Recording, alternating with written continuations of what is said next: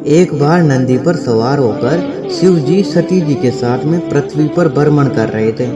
भ्रमण करते करते महादेव जी दंडकारण्य में पहुंचे। उसी समय श्री राम जी भी दंडकारण्य की वृक्ष लताओं से सीता जी का पता पूछते हुए भटक रहे थे। रावण के द्वारा सीता जी का हरण कर लेने के बाद श्री राम वन में हा सीते, हा प्रिय, हा जानकी कहते हुए विलाप कर रहे थे।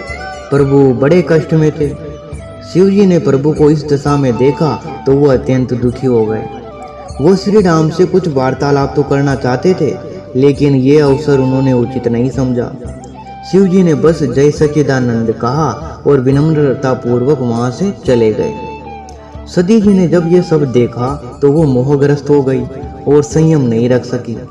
सती जी ने शिव जी से पूछा कि आपको ब्रह्मा, विष्णु, इंद्र, वरुण, कुबेर, सभी देव दानव, यक्ष, गंधर्व परम ब्रह्म परमेश्वर जानकर प्रणाम करते हैं, लेकिन आप एक विक्षिप्त से घूम रहे मानव को सच्चिदानंद कहकर प्रणाम कर रहे हैं। आखिर इसके पीछे का क्या कारण है? मुझे तो कुछ समझ में नहीं आ रहा। शिव जी ने ताड़ लिया। उन्होंने सती जी को बताया कि वह स्वयं मेरे आराध्य भगवान विष्णु हैं। इन्होंने पृथ्वी का भार करने के लिए श्री राम के रूप में अवतार लिया है। ये बताकर शिव जी मौन हो गए। फिर भी सती जी को संतुष्टि नहीं हुई। उन्हें लगा कि शिव जी कौतूहल कर रहे हैं उनके साथ में। भला प्रभु को पत्नी वियोग में वन वन भटकने की नौबत क्यों आने लगी? वो अपने स्वामी की सत्यता को परखने का विचार करने लगी। तो शिव जी ने कहा, अगर मुझ पर संदेह है तो आप स्वयं परख लीजिए। सती जी ने श्री राम का रूप, श्रीमती सीता जी का रूप धरा और श्री राम लक्ष्मण के सामने आकर खड़ी हो गई। लक्ष्मण तो विस्मय में थे, लेकिन प्रभु ने तो सारा भेद जान लिया था। तो प्रभु श्री राम ने देवी को प्रणाम किया और पूछा कि आप अकेली कैसे घूम रही है? महादेव जी कहाँ पर हैं? आपका वास्तविक रूप छोड़कर यह रूप आपने क्यों धारण कर लिया? सती जी को तत्काल अपनी बोल का एहसास हो गया। उन्हें पछतावा तो हो रहा था कि क्यों प्रभु की परीक्षा लेने ऐसे समय में वो आई जब वो खुद कष्ट में है। वो श्री राम से बोली, भगवान आप स्वयं श्री हरि हैं। इसका कोई लक्षण तो स्पष्ट नहीं था, लेकिन शिव जी ने आपको पहचान लिया था। वो आपके दर्शन को व्याकुल हो रहे थे। मैंने पूछा उनसे तो शिव जी ने मुझे आपके बारे में बताया था, तो मुझे विश्वास नहीं हुआ, लेकिन अब मैं जान चुकी हूँ। शिव जी आपको प्रणाम करते हैं, इससे कई बातें मन में आती है, शंका का समाधान करें। तो श्री राम बोले, एक बार शिव जी ने विश्वकर्मा को बुलाया और गौशाला में भव्य भवन निर्माण किया। उस भवन में एक दिव्य सिंहासन भी बनाया। शिव जी ने सभी देवों, असुरों, यक्षों, गंधर्वों, सिद्धों और ऋषि मुनियों को बुलाया। फिर सबकी उपस्थिति में मुझे उस सिंहासन पर पूरे गौरव के साथ में बिठाकर घोषणा की, सभी को ज्ञात हो कि आज मैंने विष्णु जी को लोकेश बना दिया है।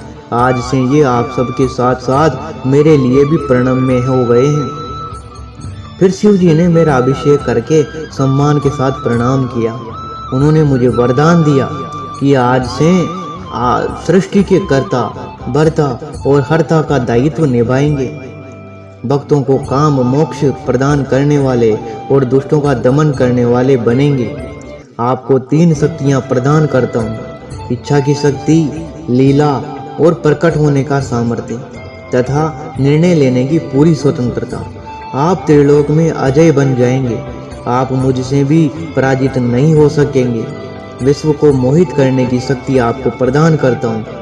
आप विविध अवतार लेकर अधर्म का नाश और धर्म की रक्षा करेंगे।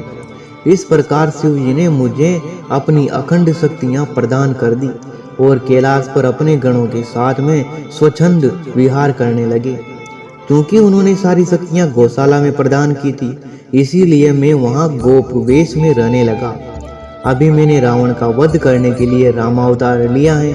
उसने मोहित होकर सीता जी का हरण कर लिया है। शिव जी ने ही विधान किया था कि जो भी पृथ्वी लोक पर आएगा उसे लोक व्यवहार का पालन करना होगा। अतः मैं मनुष्य की तरह पत्नी वियोग में शोकाकुल हूँ। श्री राम और सती के बीच इस संवाद का प्रसंग नारद को सुनाकर ब्रह्मा जी बोले, हे नारद, सती ये सब जानकर संतुष्ट हो गई। श्री राम ने उन्हें प्रणाम किया और फिर उनसे अनुमति लेकर अपनी भूमिका का निर्वाह करने लगे। तो प्रिय दोस्तों, आज की वीडियो में बस इतना ही। आपको वीडियो कैसा लगा कमेंट करके जरूर बताएं और कमेंट में जय श्री राम जरूर लिखें।